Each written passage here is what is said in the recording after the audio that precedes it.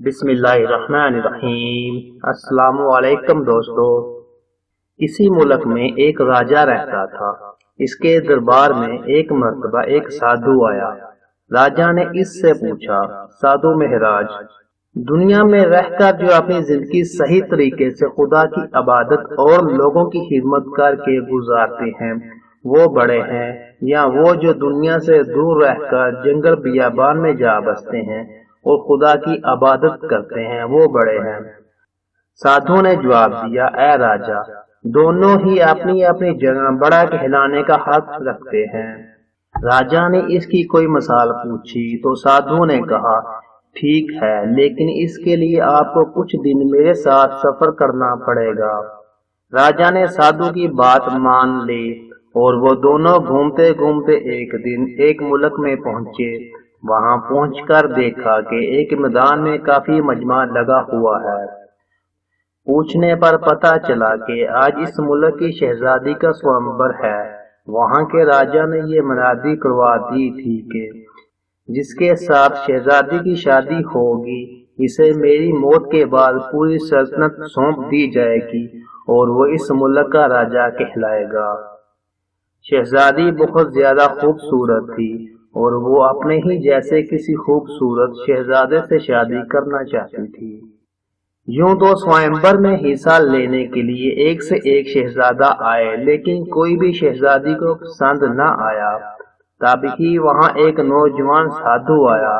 راجکماری نے جیسے ہی اس نوجوان سادھو کو دیکھا اسے پسند کر بیٹھی اور اس کے گلے میں مالا ڈالنے چل پڑی، لیکن وہ سادھو وہاں سے جانے لگا۔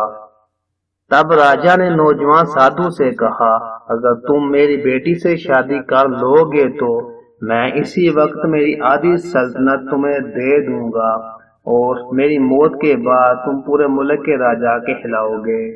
سادھو نے کہا، میں نے تو دنیا کو خیر آباد کہہ دیا ہے، اب مجھے شادی بیاہ اور دنیا سے کوئی مطلب نہیں۔